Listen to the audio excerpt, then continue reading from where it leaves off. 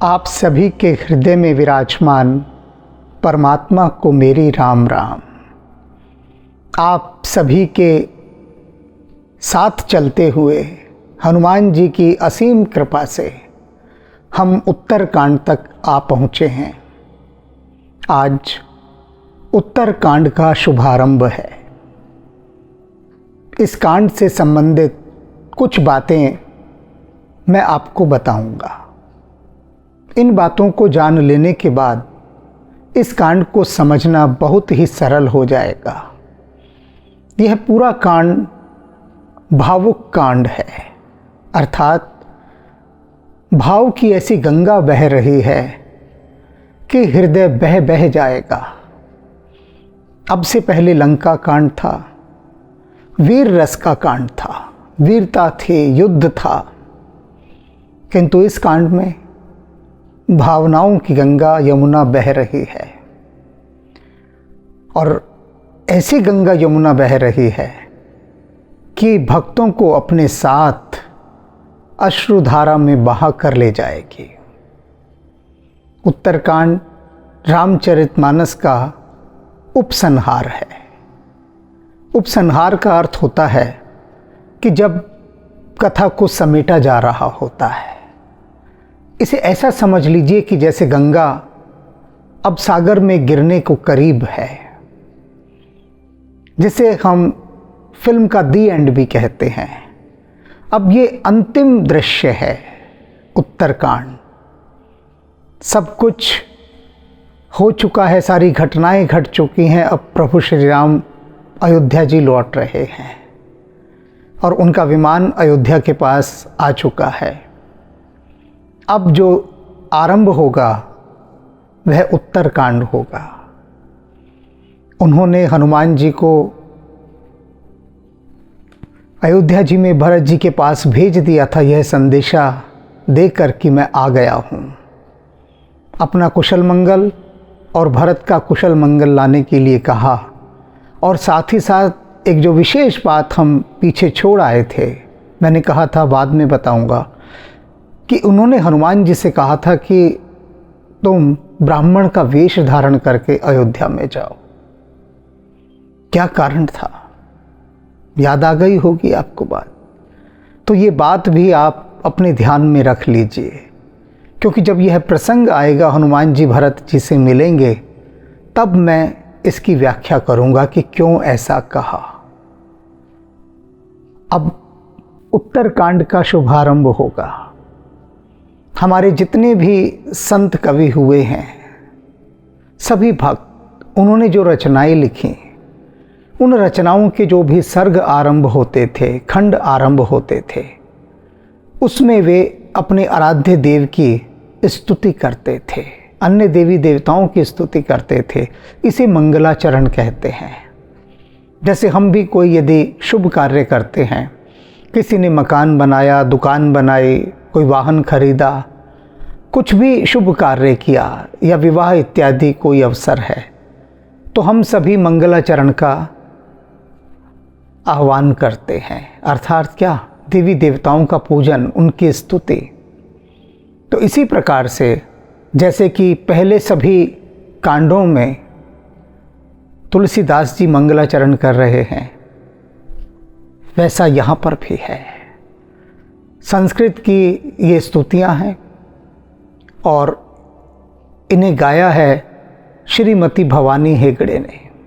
आपने पहले भी इनके सुमधुर स्वर में संस्कृत की इन स्तुतियों को सुना होगा। हम इनका आभार प्रकट करते हैं कि इन्होंने अपने सुमधुर संस्कृतमय कंठ से इन स्तुतियों को गाकर भेजा, क्योंकि संस्कृत की स्तुति गाना सभी के वश की बात नहीं होती।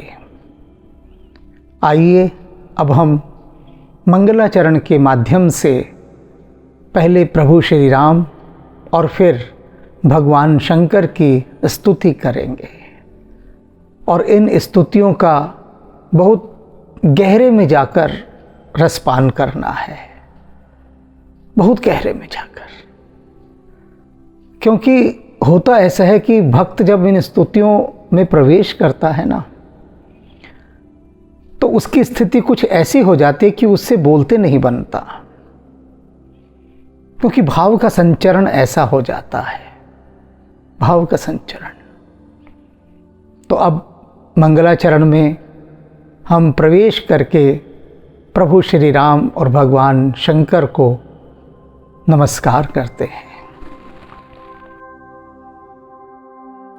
तुलसीदास द्वारा रचित रामचरितमानस के उत्तरकांड के अंतर्गत निम्नलिखित प्रसंगों को लिया गया है। सर्वप्रथम है मंगलाचरण, भरत विरह, भरत हनुमान मिलन, अयोध्या में आनंद, राम का स्वागत, भरत मिलाप, सबके मिलन का आनंद, राम राज्याभिषेक, वेद स्तुति, शिव स्तुति, वानरों की और निषाद की विदाई, राम राज्य का वर्णन, पुत्रोत्पत्ति, अयोध्या की रमणीयता, सनकादि का आगमन और संवाद, हनुमान जी के द्वारा भरत जी का प्रश्न और श्री राम जी का उपदेश, राम का प्रजा को उपदेश, इसे श्री राम गीता भी कहा गया है। पूर्ववासियों की कृतज्ञता, राम वशिष्ठ संवाद, राम जी का भाइयों सहित अमराई में जाना, नारद जी का आना और स्तुति करके ब्रह्मलोक को लौट जाना, शिव पार्वती संवाद, गरुड़ मोह, गरुड़ जी का काकभूषणी से राम कथा और राम महिमा सुनना, काकभूषणी का अपनी पूर्व जन्म कथा और कली महिमा कहना, गुरु जी का अपमान एवं शिव जी के शाप की बात सुनना, रुद्राष्टक, गुरु जी का शिव जी से अपराध क्षमापन, शापानुग्रह और काकभूषणी की आगे की कथा, काकभूषणी जी का लोमश जी के पास जाना और शाप तथा अनुग्रह पाना, ज्ञान भक्ति निरूपण, ज्ञान दीपक और भक्ति की महान महिमा, गरुड़ जी के 7 प्रश्न तथा काकभूषणी के उत्तर, भजन महिमा, रामायण महात्म्य, तुलसी विनय और फल स्तुति तथा रामायण जी की आरती का वर्णन। केकी कंठाभनीलं सुरवर विलसद्विप्रपादाब्जचिह्नं शोभाढ्यं पीतवस्त्रं सरसिजनयनं सर्वदा सुप्रसन्नं पाणौ नाराजचापं कपिनिकरयुतं बन्धुना सेव्यमानं नौमीड्यं जानकीशं रघुवरमनिशं पुष्पकारूढरामम्।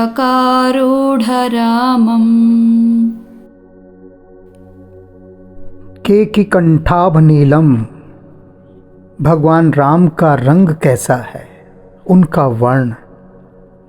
तुलसीदास जी कह रहे हैं वे नील वर्णीय हैं, लेकिन कैसा नीला रंग, कैसा नीला, मोर के कंठ की आभा के समान नीला, हरिताभ अर्थात हरे रंग की गहनता के कारण, सघनता के कारण हरे रंग की जो आभा निकल कर आती है तब वह नील वर्णीय हो जाती है। अब इसको समझाने के लिए, इस रंग को, इस शेड को समझाने के लिए तुलसीदास जी ने कहा है कि मोर की गर्दन जैसी होती है। हरितिमा प्रधान नीलिमा जो होती है वो मोर की गर्दन देखी होगी आप सभी ने, मोर की गर्दन, और उसका जो रंग है वैसा रंग बना पाना बहुत मुश्किल होता है। प्रकृति ने बनाया, देखिए कैसी लश्कारें मारती है वह आभा, हरिताभ आभा, नीलवर्णीय आभा, उसके लश्कारे कैसे होते हैं। तो भगवान राम का जो रंग है वह मोर की गर्दन के समान है। देवताओं में श्रेष्ठ, सभी देवताओं में सर्वश्रेष्ठ भगवान राम को ही माना गया है। क्यों, इस पर आगे बताएंगे। ब्राह्मण भृगु जी के चरण कमल के चिन्ह से शोभित कैसे हैं? प्रभु के हृदय पर जो भृगु जी थे उनके चरण चिन्ह अंकित हैं, और इन चरण चिन्हों के अंकित होने के साथ ही देवताओं में सर्वश्रेष्ठ हैं प्रभु श्री राम, इसकी बात सामने आती है। इसके साथ एक कथा जुड़ी है। कथा क्या जुड़ी है कि भगवान विष्णु क्षीर सागर में शयन कर रहे थे। लक्ष्मी जी उनके चरण दबा रही हैं और वे आंख मूंदे बैठे हैं। उस समय भृगु जी का वहां पर आगमन होता है। भृगु जी पहले ही बहुत क्षोभ से भरे हुए हैं, रुष्ट हैं, आक्रोश है उनके मन में, क्योंकि अब से पहले वे ब्रह्मा जी और शंकर जी के पास होकर आए थे, लेकिन उन दोनों के यहाँ ही उन्होंने स्वयं को अपमानित अनुभव किया। उन दोनों स्थानों से उनका अपमान हुआ, तो वे बहुत ही खिन्न मन से भगवान विष्णु के पास आए और आकर उनके पास खड़े हो गए। उन्होंने देखा कि भगवान विष्णु आंखें बंद किए लेटे हैं, लक्ष्मी जी उनके चरण दबा रही हैं। वे समझने लगे कि भगवान विष्णु जानबूझकर उनकी उपेक्षा कर रहे हैं और सोने का अभिनय कर रहे हैं। वे सो नहीं रहे, उनकी आंखें खुली हैं। उन्होंने देख लिया कि मैं आ रहा हूँ, फिर भी जानबूझकर वे आंख बंद कर सोने का नाटक कर रहे हैं। बस इस बात से अप्रसन्न होकर उन्होंने भगवान विष्णु की छाती पर लात मारी। और भगवान विष्णु ने क्या किया?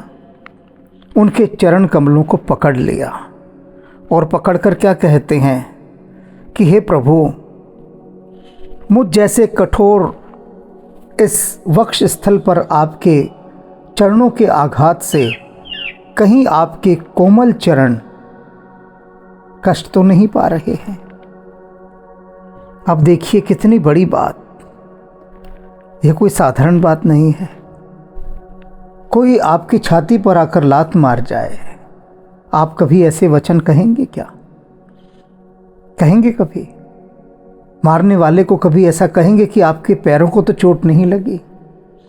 और भगवान विष्णु ने उन चरण कमलों पर अपना माथा टेक दिया और वे चरण कमल सदा सदा के लिए उनके हृदय पर अंकित हो गए। यह देखकर लक्ष्मी जी को तो अपार क्रोध हो गया कि उनके पति की छाती पर आकर सीधे लात मार दी। कथा कहती है कि उन्होंने शाप दिया भृगु जी को कि ब्राह्मणों की संतानें उनके पास में कभी नहीं जाऊंगी, और इसीलिए कहते हैं कि ब्राह्मणों से लक्ष्मी जी आज तक रुष्ट हैं। तो यह कथा इस बात की परिचायक है कि भगवान विष्णु कितने सहनशील हैं। अब यह सारा प्रसंग देखकर भृगु जी बहुत लज्जित हुए कि देखो, मैंने तो लात मारी विष्णु जी की छाती पर और वे क्रुद्ध होने के स्थान पर मुझसे ही कह रहे हैं कि ब्राह्मण देव, कहीं आपके कोमल चरणों पर कोई आघात तो नहीं लगा? क्योंकि मेरी छाती तो बड़ी कठोर है, आपके चरण कोमल हैं। प्रसन्न हो गए भृगु जी और उन्होंने कहा कि त्रिदेवों के अंदर आप ही सर्वश्रेष्ठ हैं, क्योंकि आपकी सहनशीलता अद्वितीय है। कहा गया है ना, क्षमा बड़न को चाहिए, छोटन को उत्पात, का हरि को घट्यो गए, जो भृगु मारी लात। भृगु जी ने लात मारी, भगवान विष्णु ने उनके चरण कमलों को अपने सिर माथे से लगाया। तो कह रहे हैं कि क्या घट गया भगवान विष्णु का? क्या घट गया? कुछ नहीं घटा, बल्कि बढ़ा। क्या बढ़ा? कि भृगु जी ने कह दिया कि त्रिदेवों में आप ही सर्वश्रेष्ठ हैं। और इसीलिए इससे पहले की पंक्ति में ये कहा गया कि देवताओं में श्रेष्ठ, पीतांबरधारी, पीले वस्त्रों को धारण करने वाले। अब पीतांबरधारी कहने के पीछे तुलसीदास जी दोनों तरफ संकेत कर रहे हैं, दोनों तरफ, कि राम और कृष्ण दोनों एक ही हैं। कमल नेत्र, सदा परम प्रसन्न, हमेशा आनंदित मन से रहने वाले, हाथों में बाण और धनुष धारण किए हुए, शस्त्रधारी राम, सदा उनके हाथों में धनुष बाण रहता है, वानर समूह से युक्त, और इस समय तो वे पुष्पक विमान में हैं, वानर के समूहों से घिरे हुए हैं, भाई लक्ष्मण जी से सेवित, लक्ष्मण जी उनके सेवा में हैं। स्तुति किए जाने योग्य श्री जानकी जी के पति, रघुकुल श्रेष्ठ, पुष्पक विमान पर श्री रामचंद्र जी को मैं निरंतर नमस्कार करता हूँ। तुलसीदास जी इस पूरे दृश्य को देख रहे हैं।